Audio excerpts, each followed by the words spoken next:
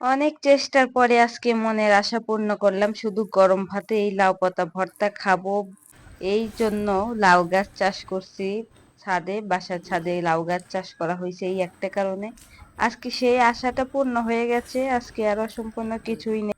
সকালবেলা গরম ভাতে যদি এরকম লাউ পাতা সেদ্ধ ভর্তা ভাত খাওয়া যায় তাহলে এর আর কি বলবো, এর টেস্ট আসলে ভোলার মতো না। এই যে সকাল সকাল ছাদে চলে আসলাম, ছাদে এসে পছন্দ অনুযায়ী কয়েকটা পাতা নিয়ে নিলাম, যেগুলা দেখতে সুন্দর। কচি পাতাগুলো নিয়ে নিয়েছি, বুড়ো পাতা নিলে আবার সেদ্ধ নাও হইতে পারে। আর এই যে সকালবেলায় রাইস কুকারে ভাত বসাই দিছি, ভাতের মধ্যে কিন্তু দেখা যাচ্ছে অনেকটা পানি থাকতে আমি পাতাটা দিয়ে দিলাম, পাশে দিয়ে দিয়েছি কাঁচামরিচ আর উপরে একটু লবণ ছিটা দিয়ে দিলাম যেন পাতাটা ভালো মতো সেদ্ধ হয়। এই যে আমি দেখাই দিচ্ছি কিভাবে সেদ্ধ হইতেছে। এই যে পাতাটা কিন্তু একদম ভাতের সাথে লেগে গেছে, আরো পানি আছে, আরো কিছুক্ষণ থাকবে। পাতাটা একটু ছিঁড়ে দিয়েছি, সুন্দর করে বেছে ছিঁড়ে তারপর ধুয়ে কিন্তু ভর্তার জন্য রেডি করে ভাতের মধ্যে দিয়ে দিয়েছি। ভাতের কালারটা কিন্তু একটু সবুজ হবে, কোনো সমস্যা নেই। আমি যখন অল্প ভাত রান্না করি তখন এই ভর্তাটা বানাই, ওই ভাত দিয়েই এই গরম গরম ভাতের ভর্তা খাই।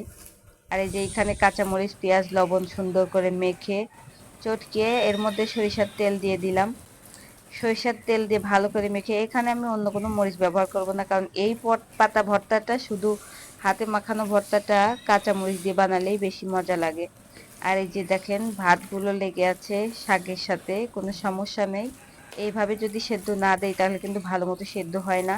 সেদ্ধটা এমন ভাবে হবে যেন হাতে পাতাগুলো যখন আমি চাপ দেব সুন্দরভাবে একদম মিহিন হয়ে যাবে, দেখলেই বোঝা যাবে যে ভর্তাটা মজা হয়েছে কিনা। ভর্তার সময়ই বোঝা যায় যে ভর্তাটা কেমন হবে।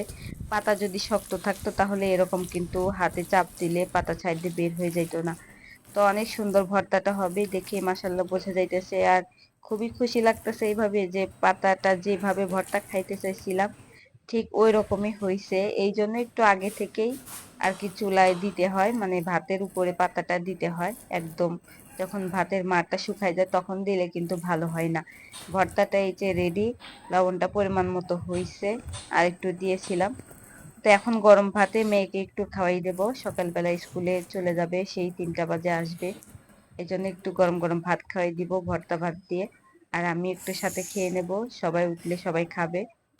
তো সকাল সকাল এই অনুভূতিটা পাওয়ার জন্য একমাত্র শুধু লাউ গাছ চাষ করছি। লাউ গাছে যদিও বা জালি আসছে ছোট ছোট, ওতে আমার কোনো আফসোস নাই, লাউ খাই আর না খাই, খাইলে তো বড় আনন্দের বিষয়। কিন্তু এই পাতা ভর্তাটা যেন মাঝে মধ্যে খাইতে পারি এই একটা কারণে কিন্তু লাউ গাছ চাষ করছি আমি। প্রতিদিন যাই 2 বেলা পানি না দিলেও কিন্তু 1 বেলা দেই, শুধু পাতাগুলো যেন সুন্দর হয়, খেতে যেন পারি। এই আশা নিয়ে কিন্তু লাউ গাছটা চাষ করছিলাম, তো আশা অবশেষে পূর্ণ হয়েছে। আর বাড়িতে থাকলে কিন্তু এরকম ভর্তা প্রায়ই খাওয়া যায়, কিন্তু শহরে কিন্তু পাওয়া সম্ভব না।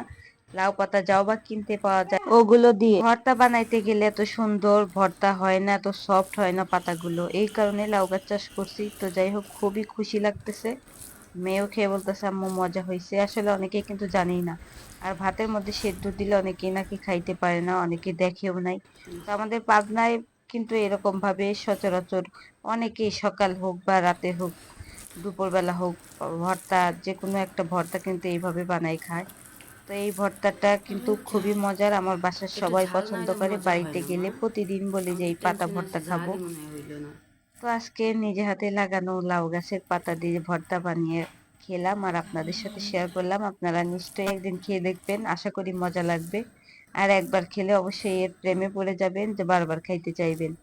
সুন্দর একটি ভর্তা রেসিপি দেখাই দিলাম আপনাদের, আর আমি খুবই আনন্দিত এই ভর্তাটা খেতে পেরে। যাই হোক, সবাই ভালো থাকবেন। ভিডিওটা যদি ভালো লাগে অবশ্যই লাইক কমেন্ট করতে ভুলবেন না।